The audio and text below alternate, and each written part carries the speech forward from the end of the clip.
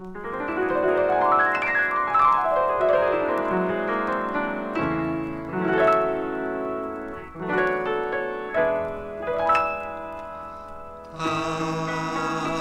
que grandeza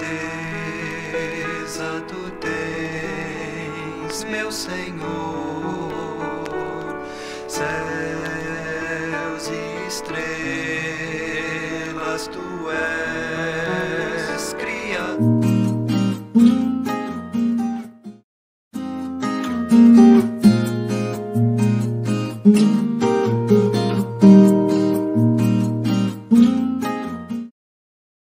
Bom dia, pessoal. Sejam muito bem-vindos ao nosso estudo bíblico. Dará continuidade ao estudo sobre o batismo infantil. Antes de darmos prosseguimento, é importante nessa introdução lembrar um pouquinho, bem rapidamente, para não perder o objetivo, do primeiro estudo. No primeiro estudo, eu falei que para entender batismo infantil, eu preciso entender aliança. Nós somos aliancistas. Nós cremos que Deus tem uma aliança que foi feita com Abrão e que nós somos descendentes de Abrão. Nós que cremos em Cristo. Então, na mente de Paulo, a aliança é uma só. Acontece que essa aliança, a qual nós chamamos de aliança da graça, ela foi administrada em duas dispensações.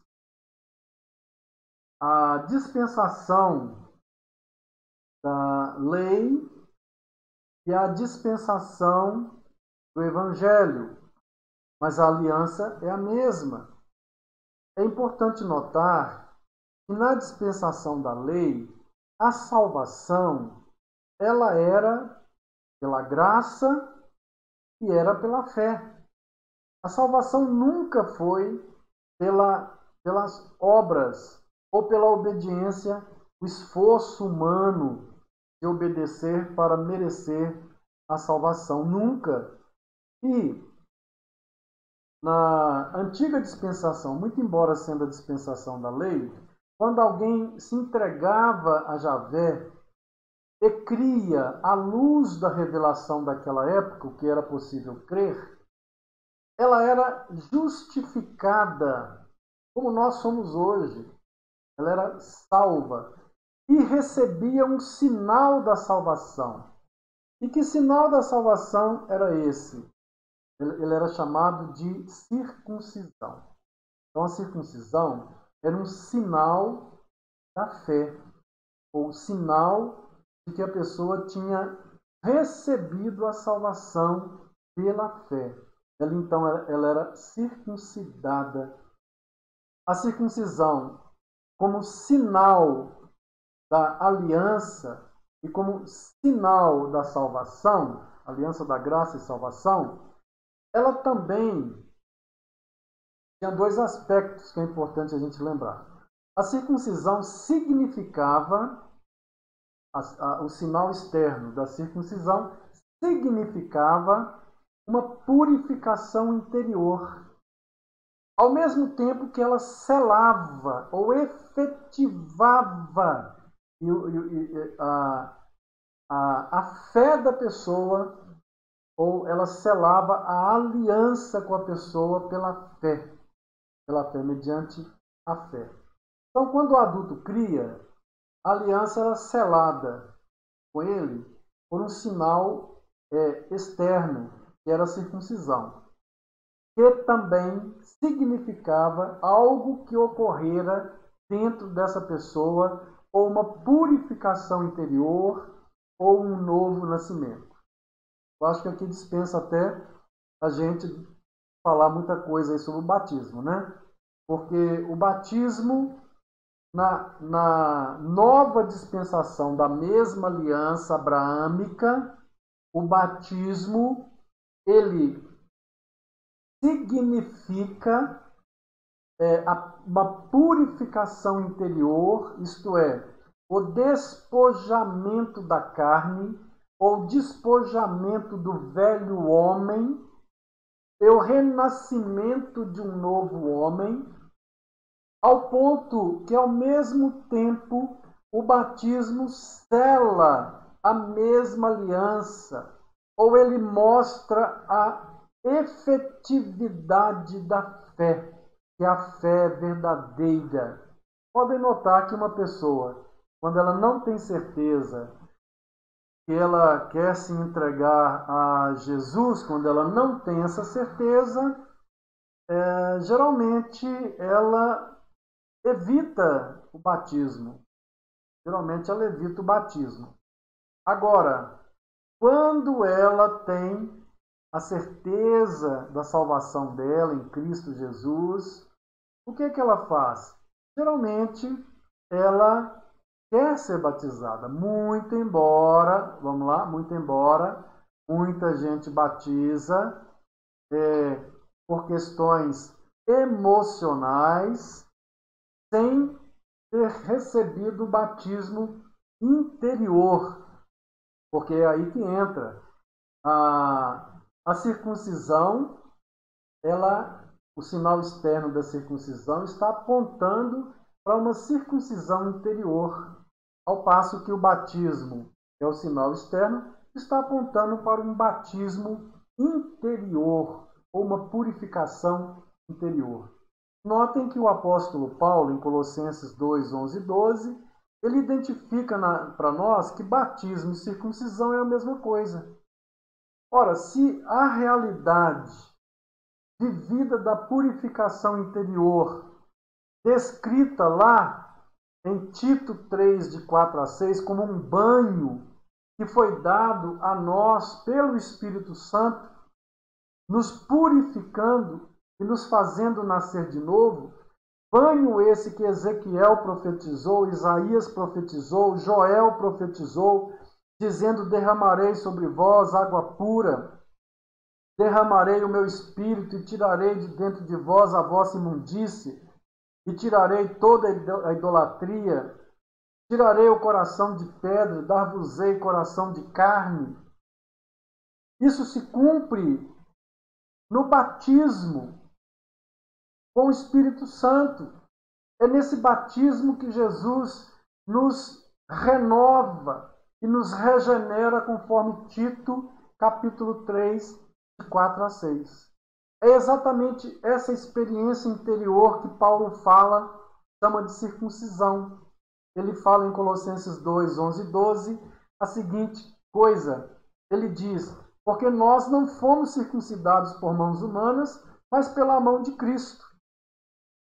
Pelo despojamento do velho, pelo despojamento da carne. Carne, para o apóstolo Paulo, é o velho homem, é a velha natureza. Ora, se a experiência do batismo na nova dispensação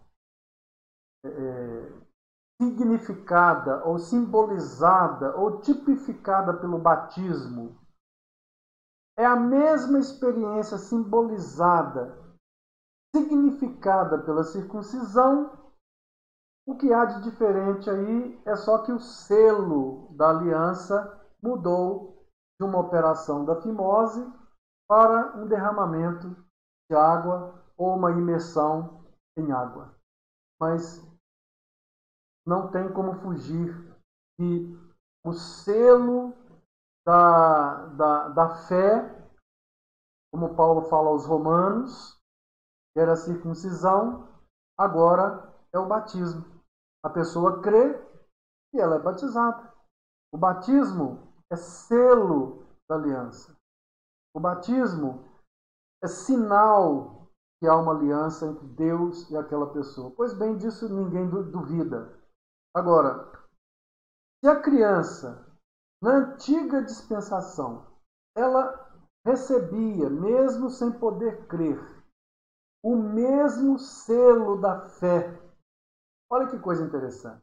Selo da fé. Porque a circuncisão era selo da fé, segundo o apóstolo Paulo. Se a criança recebia o selo da fé, o selo da aliança, na antiga dispensação da mesma aliança, por que é que agora, na nova dispensação da mesma aliança, a criança não pode receber o selo da fé? O que mudou? O que exatamente que mudou? Se nós estamos falando de aliança, não pode ser negada à criança que ela faça parte do povo de Deus. O apóstolo Paulo, falando aos Coríntios no capítulo 7, diz que a criança, quando ela é filha de fiéis, ela, comparada com a criança que é filha de ímpios, essa daqui, ela já nasce sob purificação e não imunda como a outra. Palavras que Paulo diz aos Coríntios. E o apóstolo Pedro, no dia de Pentecostes, quando ele vai explicar o fenômeno das línguas, ele diz o seguinte para os judeus que perguntam o que nós devemos fazer. Ele diz: arrependei-vos e cada um de vós seja batizado em nome de Jesus para a remissão de pecados, porque a promessa é só ir lá no texto e olhar. Que promessa? Promessa feita a quem? Promessa feita a Abraão. A promessa é para vós e para os vossos filhos e para tantos quantos o Senhor chamar. A promessa é para vós e para vossos filhos. Então, concluindo, só lembrando o primeiro estudo, se na antiga dispensação da aliança, a criança ela recebe o selo da fé, o sinal da aliança, quem deu uma ordem, quem ordenou que hoje, sob a dispensação do Evangelho, a criança não receba esse selo da fé ou este sinal da aliança de que Deus é Deus dela e ela pertence a Deus, conforme nos ensina a palavra de Deus? Pois bem, vamos para o Novo Testamento mostrar alguns textos em que é muito mais plausível entender que a criança foi batizada assim, em que os apóstolos batizaram as crianças, do que não foram batizadas. Algumas pessoas levantam e dizem: onde é que no Novo Testamento tem uma ordem para batizar crianças? Eu perguntaria o contrário. Numa cultura teológica que está acostumada com a ideia de aliança, e de que a criança recebe o selo da fé, e de que a aliança não mudou. Não existem duas alianças. Deus não tem um povo chamado igreja e outro povo chamado judeu. Isso é muito claro no Novo Testamento, que há um tronco e que os judeus foram quebrados, mas que se eles crerem, eles serão enxertados nesse tronco, e que os gentios foram enxertados. Está muito claro de que a igreja estava na antiga dispensação, que era o Estado de Israel. Mas com a vinda do Messias, essa graça ela se universaliza e todo aquele que crê entra, é enxertado nessa figueira, nesse tronco. Está muito claro no Novo Testamento que de dois povos Deus em Cristo fez um só. Está muito claro no Novo Testamento que só tem um corpo, quer de judeus, de gregos, de gentios, só há um corpo no qual todos nós fomos batizados. Quando o Espírito foi derramado sobre nós, nós formamos um só povo, um só corpo. É claro que Israel carnal não tem nada a ver com Deus. O verdadeiro judeu é aquele circuncidado por dentro, conforme Paulo fala em Romanos no capítulo 2. Esse é o verdadeiro judeu. Então, se tinha que ter uma ordem para mudar alguma coisa, teria que ser o seguinte: parem de receber a criança na aliança. Parem de colocar sobre a criança o selo da fé, porque ela não pode crer. A criança não faz parte da aliança. Ela não pode receber o sinal e selo da fé. Aí sim, aí ninguém batizaria a criança. Mas um povo que está dentro de todo esse arcabouço cultural, um povo que está acostumado com essa ideia de aliança, e que com 8 dias a criancinha, muito embora não possa crer, ela entra na aliança da fé. Esse povo continua batizando crianças, sim. Esse povo continua recebendo as crianças, não pela circuncisão agora, mas pelo batismo, porque na igreja não circuncida, pelo menos o sinal externo. Mas Paulo fala aos Colossenses que a realidade interna é chamada ou de batismo ou é chamada de circuncisão, não por mãos de homens. E aí eu me lembro de João Batista falando, eu batizo com água, sinal externo, aliança, selo externo. Mas vem aquele que é maior do que eu, ele vos batizará com o Espírito Santo e com fogo. Isto é, ele derramará sobre vocês, fará uma purificação, um batismo de purificação, de despojamento da carne do velho homem. Mas ao mesmo tempo ele vai batizar com fogo também. Ele vai jogar no inferno toda a palha, todo aquele que não pertence a ele. Agora nós vamos para o caso aqui das palavras. Oikos e roikia. 2 palavras gregas que geralmente são traduzidas como casa, família. Então, roikos, geralmente casa, família. Roiquias geralmente inclui, além da família, outras famílias que moram na propriedade, sejam famílias de escravos, de agregados, de servos. Então, roiquias amplia mais a questão aí. Esse texto de João 4, de 46 a 54, é um caso típico de um oficial romano que seu servo está doente, e Jesus diz para ele, o seu servo vive, e diz que creu ele e toda a casa dele. Roiquias. Isto é, não só ele e o núcleo dele, a família, mas as demais famílias de servos, ou servos que moravam com ele, creram. Mas vamos desenvolver mais essa questão de roicos e roiquias. Então a palavra roicos, ela é empregada pelo menos em 5 casos de batizado de casas. Por exemplo, o caso lá de Cornélio, Lídia, o carcereiro de Filipos, Estéfanas e Crispo. Então vejamos alguns textos bíblicos, quando diz batizou, fulano creu, e foi batizado ele e a sua casa. Então é preciso entender que não é só ele, sua esposa e seus filhos, mas ele e todos os seus agregados. É muito comum quando, numa sociedade patriarcal, em todos os tempos, quando o patriarca cria, todas as pessoas seguiam o caminho do patriarca. Todas as pessoas, agregadas, servos, escravos. Então, o primeiro texto, ele está em 1 Coríntios 1,16.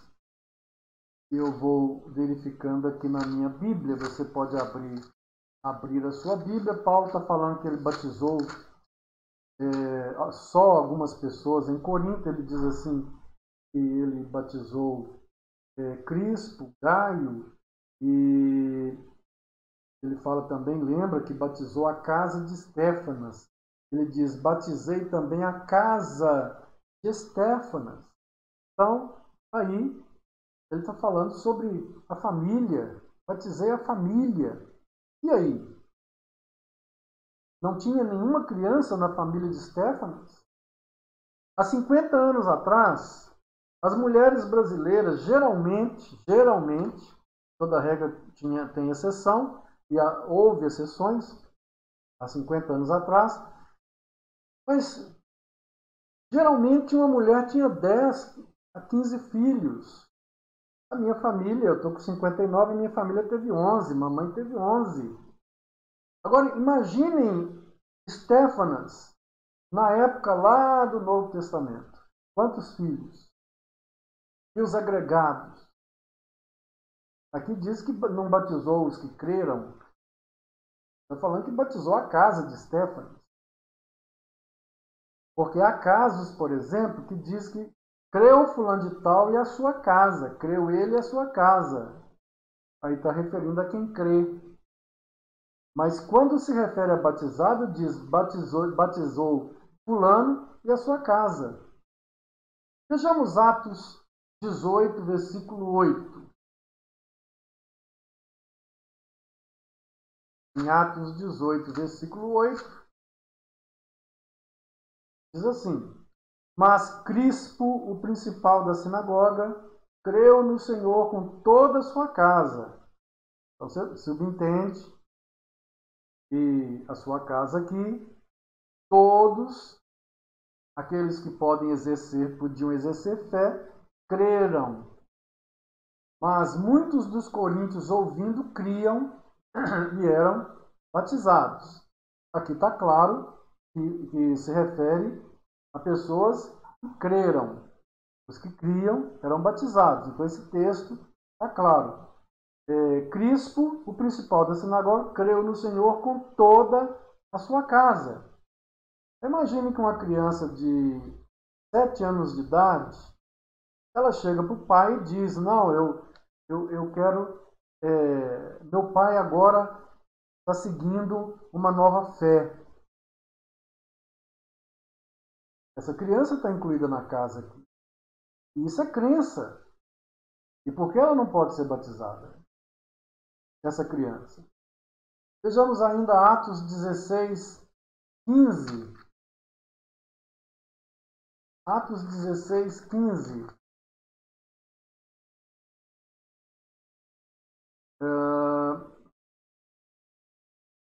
E diz assim, eu vou ler o 14 para ficar mais claro. Certa mulher chamada Lídia, da cidade de Tiatira, vendedora de púrpura, temente a Deus, nos escutava. O Senhor lhe abriu o coração para atender às coisas que Paulo dizia.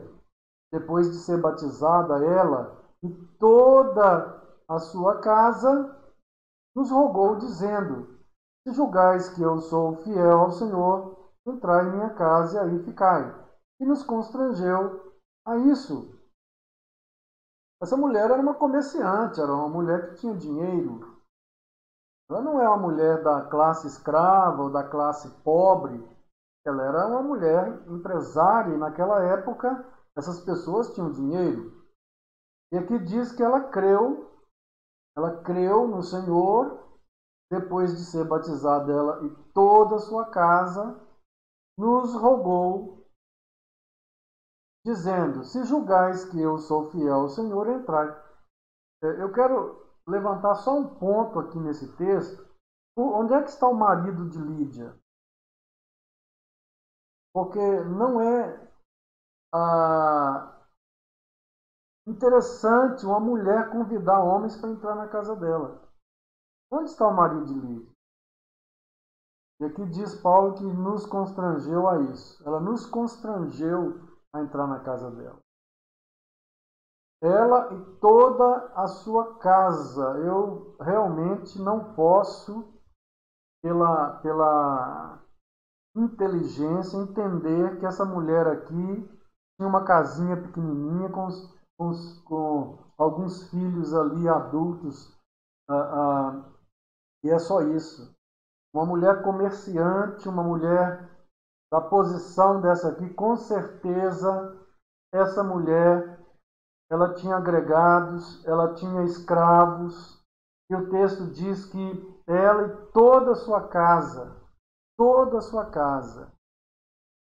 houve o batismo. Vamos caminhando para entender quando se diz que fulano e toda a sua casa, ou fulano creu e foi batizado ele e a sua casa, ainda que nós não levássemos em consideração essa palavra roicos ou roiquias, de que a palavra figuradamente pode representar o núcleo, a família, os agregados, ainda que não levássemos em consideração isso, que fosse só a família, pai, mãe ali e alguns filhos, será que em todos os casos não havia uma criança, nenhuma criança?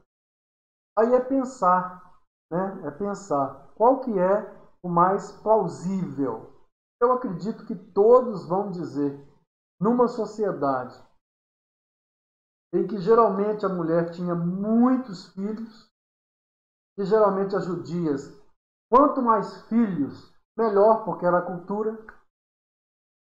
Feliz é o homem que enche deles a sua aljava. A mulher judia, era sinônimo de bênção, ter muitos filhos. Qual é mais plausível entender? Fulano creu e foi batizado toda a sua casa. Não, foi ela e o marido e os adultos. Mas então não é toda a sua casa. Ah, mas só tinha adulto. Será? Só tinha adulto? Eu entendo que é mais plausível que havia, sim, jovens, mas também havia crianças. Pois bem, nós já vimos isso, né? O sentido da palavra roiquia. Em Filipenses 4:22, atentem bem para esse texto, porque é muito importante.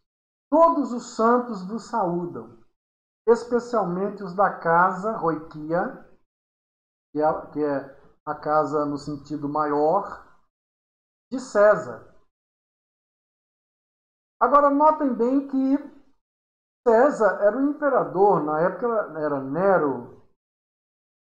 É certo que ninguém da família de Nero, esposa, filhos, nesse tempo professava o cristianismo, e talvez nós não sabemos. Quem é que creu? Quem era da casa de Nero e que creu? Seus filhos? Duvido. Esposa? É de duvidar. Nero? Jamais. Senão seus escravos. E olha aqui o sentido de roiquia, sentido maior, sentido de casa patriarcal, né? O núcleo, família, servos, escravos, agregados e por aí afora. Então, nós vamos voltar a Lídia, porque a primeira tradução do Novo Testamento, denominada Peshito Siríaca, ela traduziu Atos 16:15. Qual que é Atos 16:15 mesmo? Vamos ler? Vamos lá? Atos 16:15. E diz assim: depois de ser batizada, ela, Lídia, toda a sua casa, nos rogou, dizendo: se julgais que eu sou fiel ao Senhor, entrai em minha casa e aí ficai. E nos constrangeu a isso.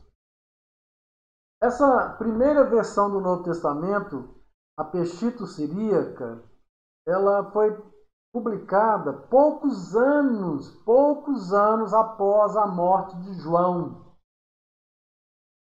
no segundo século. E foi traduzido esse texto da seguinte forma: ela, Lídia, foi batizada e as crianças da sua casa. É uma tradução antiga, da época apostólica. Muito bem. Vejamos então outras situações. João 8:35, mas o servo não permanece na casa, roiquia. Permanece na casa.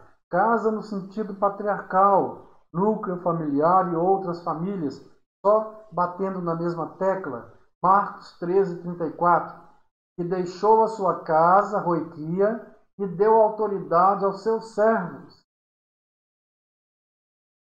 deu autoridade aos seus servos, seus escravos. Ele viajou e uso da sua casa, sua fazenda, da sua propriedade, ele deu autoridade. O interessante é que quando pastores antipedobatistas, quer dizer, que são contra o batizado infantil, é muito raro quando missionários e ministros antipedobatistas vão mandar relatório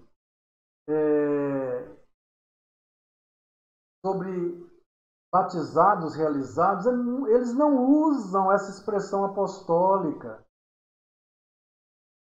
Batizei fulano em a sua casa, e logo foi batizado ele e todos os seus.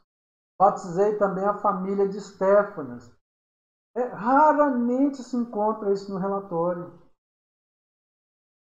Porque o máximo, talvez, que diriam, olha, batizei da família tal, fulano, fulano, fulano. Mas vai ser muito difícil englobar toda a casa num relatório. Batizei Estéfana e a sua casa. É muito difícil acontecer isso. Agora nós vamos passar para uma parte da história da igreja e vamos citar alguns nomes que atestam que houve sim batismo infantil, era comum, era normal o batismo infantil na época apostólica e que havia esses batismos infantis. Como eu havia dito,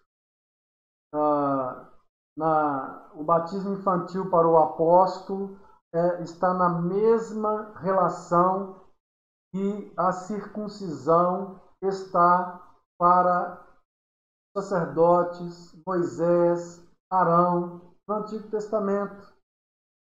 É sinal e selo de aliança.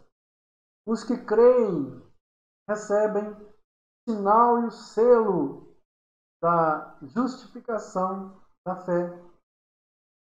Os que não creem, que são filhos destes, recebem do mesmo jeito o selo da aliança, o sinal da aliança, fazem parte. No finalzinho eu vou falar um pouquinho mais sobre isso, mas Irineu, ele, no seu livro 2, capítulo 39, Irineu, ele viveu, ele conheceu o apóstolo João, já no final da vida do apóstolo João. Aliás, ele chegou a ter contato com os escritos de João e com aquela geração ali de João lá em Éfeso, e ele escreveu em defesa do cristianismo 67 anos após o período apostólico.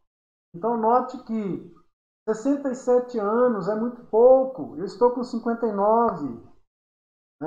Então ele é de uma mesma geração. Eu disse há um pouco atrás que ele chegou a conhecer João, realmente eu não estou bem certo disso, mas a geração é a mesma.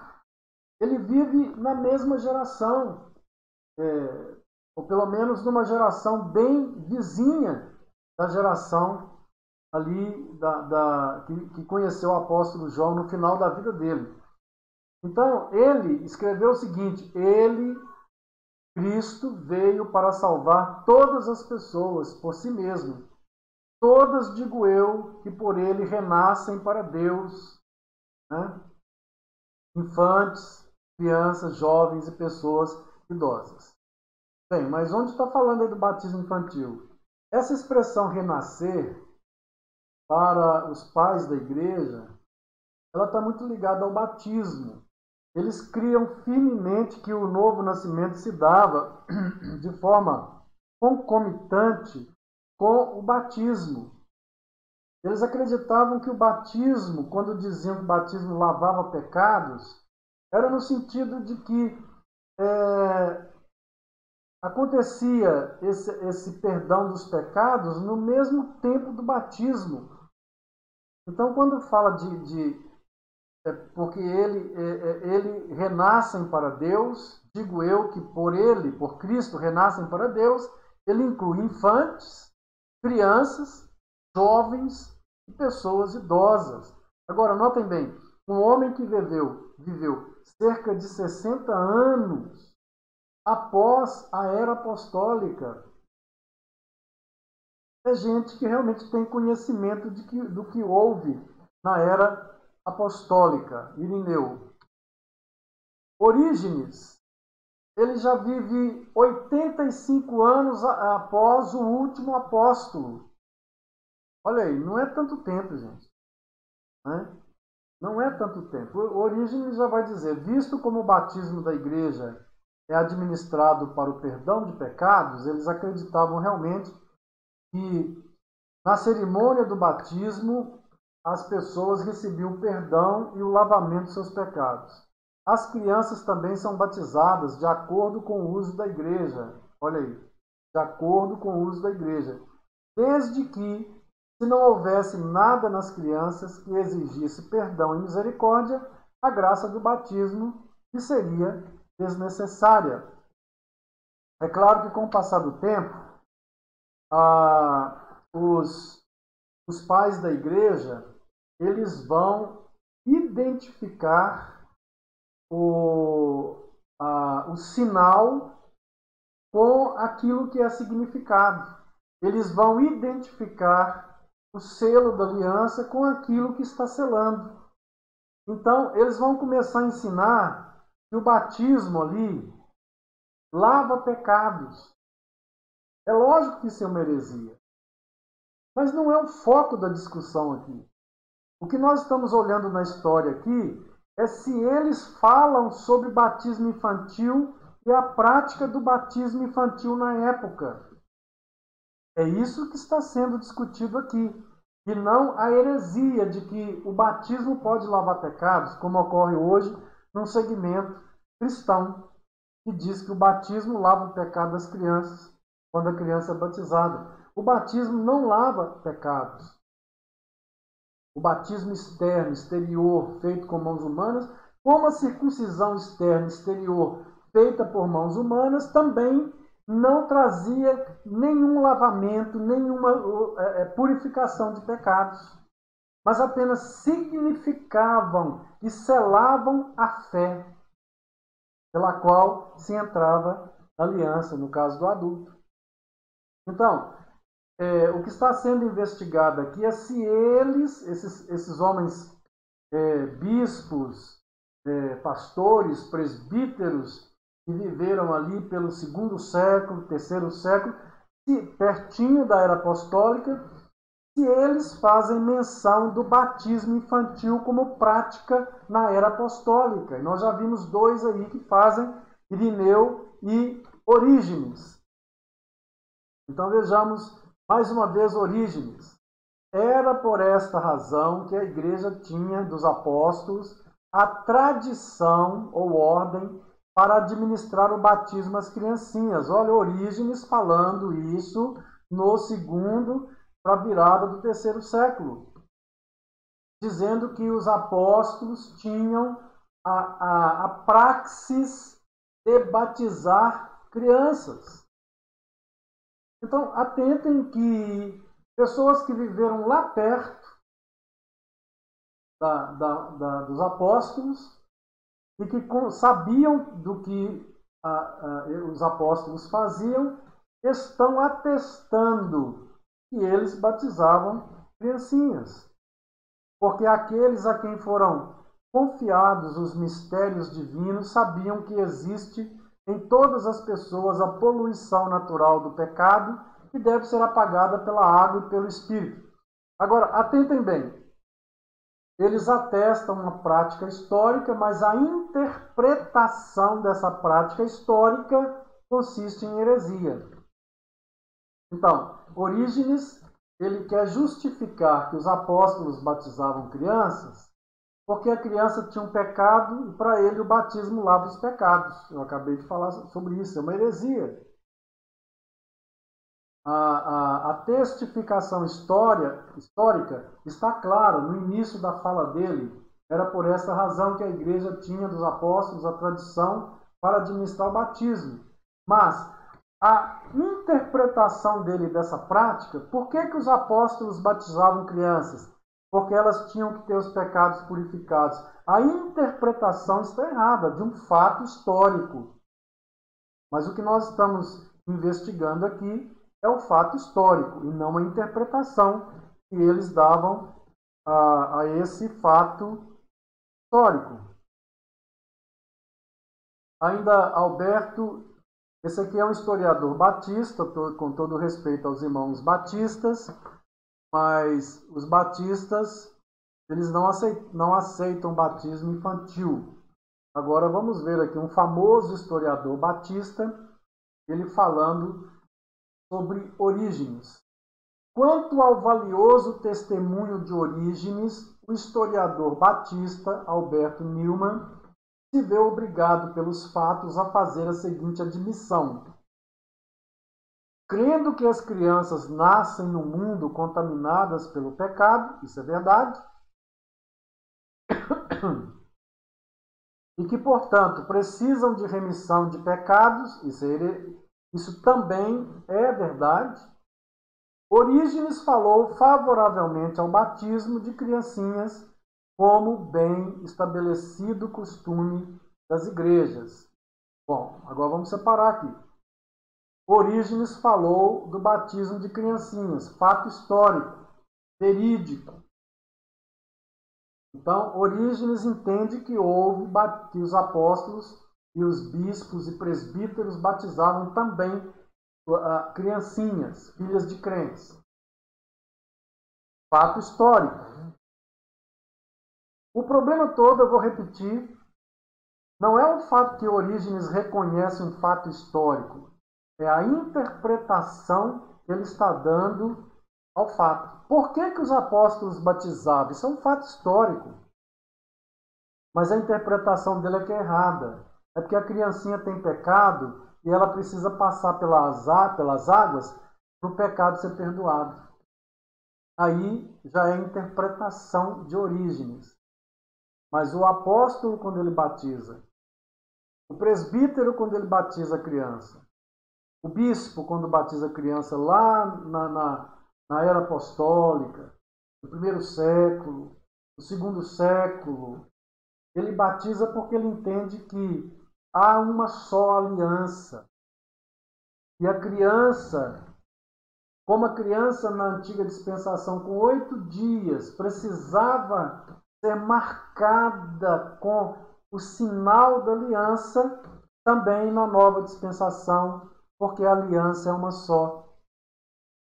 Então, a mentalidade apostólica era essa, e não porque a água vai lavar os pecados da pessoa. Então, a interpretação de Orígenes está errada, mas reconhecer o fato histórico está certíssimo. Vamos lá, então. De que o batismo de criança era costume geralmente adotado na igreja primitiva, encontramos mais uma prova, isso aqui é importantíssimo, no Concílio de Cartago, no ano 252, isto é, uns 150 anos depois da época dos apóstolos, 150 anos depois da época dos apóstolos. Esse concílio se compunha de 66 bispos. Agora, atentem bem. Eu vou acabar de ler o texto e vou fazer uma observação muito importante sobre um argumento muito fraco, muito frágil, muito tolo, que alguns antipedobatistas têm usado. Então, atentem bem. Olha, um concílio que foi presidido por Cipriano, o mártir, um pastor da região rural, por nome Fido, fez ao concílio uma consulta, isto é, se uma criança podia ser batizada antes do 8º dia após o seu nascimento. Então teve o concílio e um pastor de uma igreja rural. Eu gostaria de saber se a criança ela pode ser batizada antes do 8º dia. Então vamos lá. Parece que era costume batizar as crianças ao 8º dia, porque ele não está pedindo autorização para batizar criança. O que ele está perguntando é se ele pode batizar antes do 8º dia, imitando desse modo o tempo marcado para a circuncisão de meninos. Estão lembrados? Deus disse que ao 8º dia a criança tinha que receber esse sinal da aliança.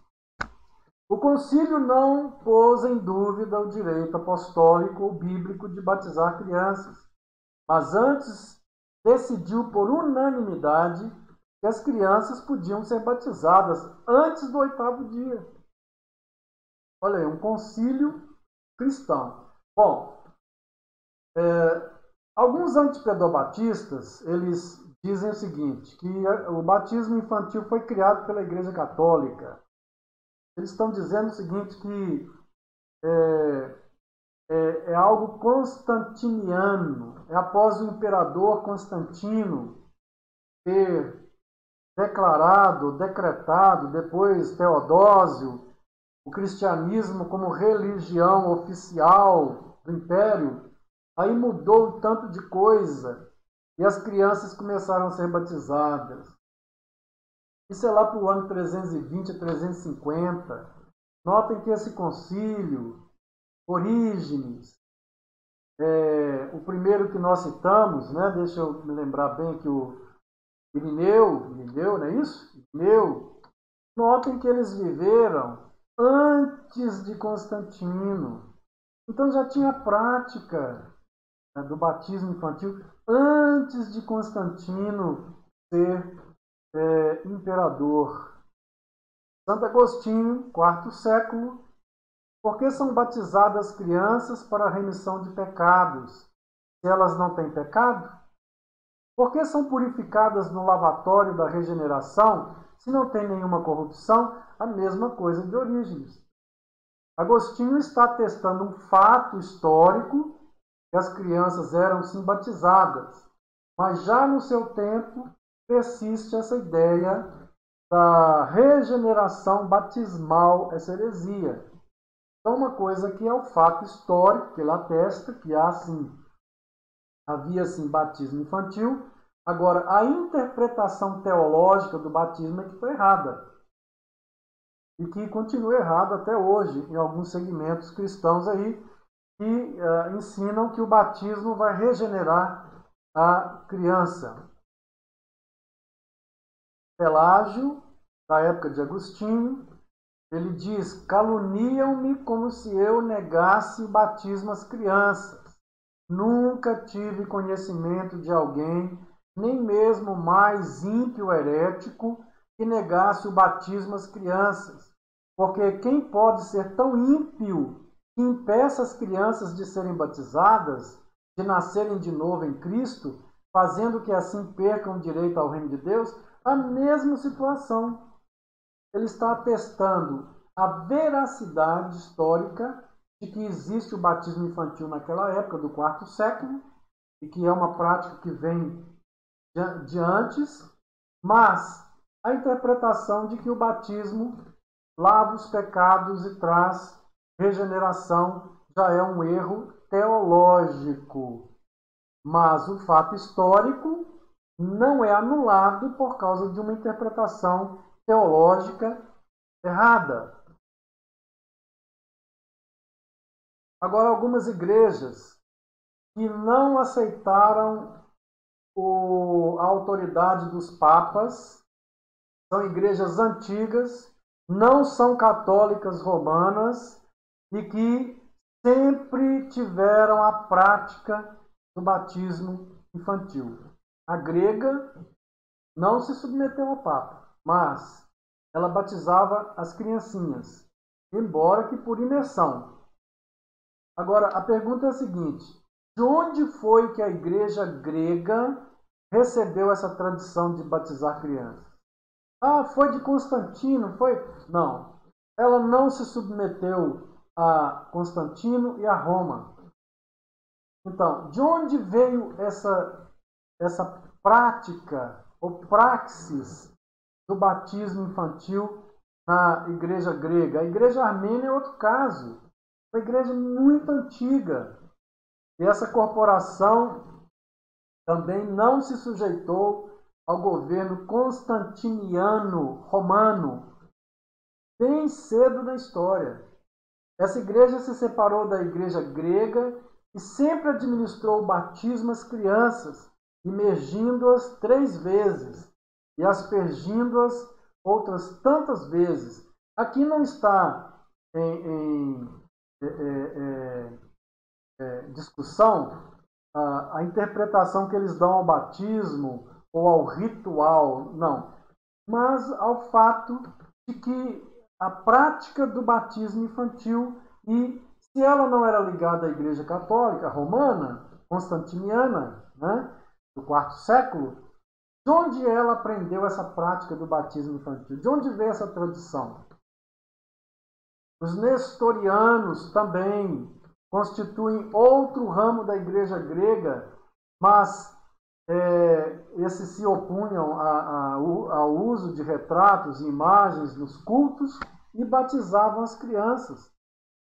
Bom, de onde eles receberam essa tradição, uma vez que eles não receberam os costumes da igreja de Roma? A igreja da Síria. Essa igreja da Síria, ela teve a origem na igreja de Antioquia da Síria. E ela, desde cedo, ela batizava. Então vejam bem que eles são conhecidos na história desde o ano 356, no quarto século. E nesse tempo já tinham alcançado certa importância. Eles viviam isolados, longe das influências da igreja constantiniana de Roma, e conservaram as tradições das comunidades primitivas. Batizavam seus filhos, mas por afusão, derramando muita água na cabeça. Eles não tinham relação com a igreja romana. De onde é que eles aprenderam essa prática de batizar crianças? Os abissínios. A igreja da Abissínia, ela é um ramo da igreja egípcia, ou copta. E a igreja da Abissínia nunca se sujeitou à igreja de Roma, e sempre batizou as suas criancinhas. Eu vou chegando ao final, mas antes de encerrar, eu preciso levantar alguns pontos importantes para arrematar o estudo e encerrar, então, esse estudo bíblico sobre o batismo infantil. Então, o que eu quero dizer é o seguinte: talvez algumas dúvidas fiquem. Se a criança ela não precisa crer para ser batizada, e a Bíblia manda batizar quem crê, não está indo contra o Novo Testamento. Então atentem bem, quando Jesus ele diz: ide por todo mundo e pregai o evangelho a toda criatura, quem crê e for batizado será salvo, e quem não crê será condenado. Esse texto ele não se endereça às crianças. Endereço. Não se endereça às crianças. Olha, ide pregar. Ele está falando aqui, já pressupõe que é alguém que pode ouvir, entender. Não é criança de colo. Quem crê, todo o texto está apontando para adultos ou alguém que possa entender. Se o texto inclui crianças, quem não crer será condenado, então as crianças serão condenadas? É lógico que não. O texto está falando com o pressuposto, ele tem alguém que pode ouvir, se submeter a Cristo e batizar, ou alguém que rejeita, esses serão condenados. Pois bem, se a criança não precisa crer, ela é salva? Ela é salva, sim. Ela é salva, como a criancinha. Na antiga dispensação da aliança, 8 dias. E se ela morresse ali com daí 10 dias, ela circuncidava. Se desse uma infecção ali, ela morresse. Ela era salva? Sim, ela era salva. Mas não é pela fé a salvação, é pela fé para os adultos.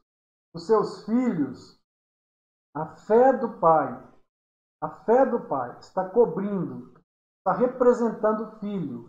Então, o que Deus está olhando ali é a fé do pai. Se a criancinha morre antes de um momento que ela pode discernir e entender o que é mal, o que é bem, o que é salvação, se ela morre antes, ela está coberta, está debaixo da aliança, e o pai a representa. É pela fé do pai. Uma outra questão: o batismo lava pecados da criança? O batismo não lava pecado de nada. Como a circuncisão externa, o sinal externo da circuncisão não purificava interiormente, também o batismo, sinal externo, não purifica. No caso da criança, o batismo ele está mais como selo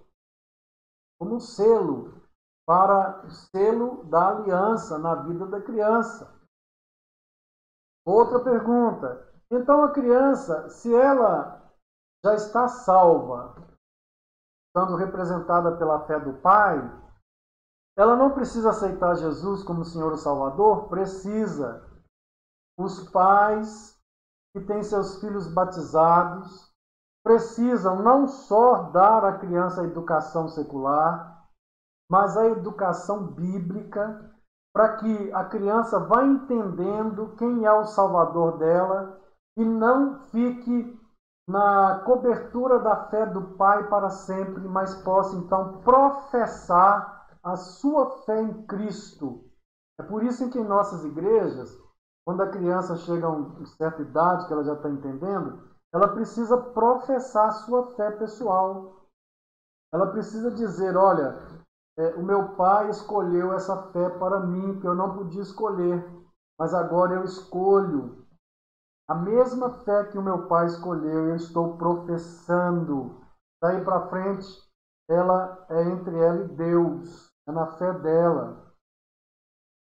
Não é melhor esperar a criança crescer para ela aceitar? Bem, da mesma forma que um pai, lá na antiga dispensação, que não circuncidava o filho, Deus falava: a criança que não recebeu o selo e o sinal da aliança será tirada do povo, não fará parte da aliança.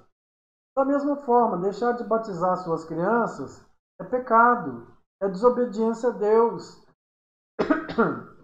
A relação é a mesma relação que está acontecendo aí. Então, a pergunta é: não deveria deixar crescer para escolher? Eu faço as seguintes perguntas: você deixa o seu filho crescer para escolher o nome que ele vai ter? Você deixa ele crescer para escolher a escola? Você deixa ele crescer para tomar as decisões dele? Que hora que ele vai almoçar? Até que horas que ele vai brincar? Qual a roupa que ele vai usar? Não. Por que você escolheu o nome? Você disciplina o seu filho, você escolhe a escola, os amigos com quem ele vai brincar, a hora que ele brinca, a hora que ele alimenta, a hora que ele dorme. Por quê? Amor. Amor. Você faz isso por amor. Então, se essas coisas, e se for comparado com as coisas de Deus, com as realidades de Deus, são insignificantes, se você escolhe, por que as coisas de Deus você tem que deixar ele crescer para escolher? E tem muito mais importância na vida da criança. Uma outra questão, pergunta que fazem: quando a criança crescer, ela aceita.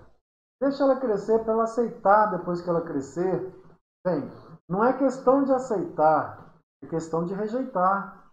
Porque a criança, quando ela é batizada, ela é herdeira, co-herdeira com o Pai da salvação. Como diz o apóstolo Pedro: porque a promessa da salvação é para vós e para os vossos filhinhos.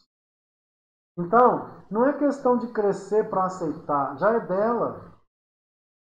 Quando ela crescer, na verdade, a questão é se ela vai tomar posse daquilo que o Pai escolheu para ela, que é a salvação eterna, ou se ela vai rejeitar. Não é aceitar, já é dela. É se vai tomar posse através da profissão de fé ou se ela vai rejeitar.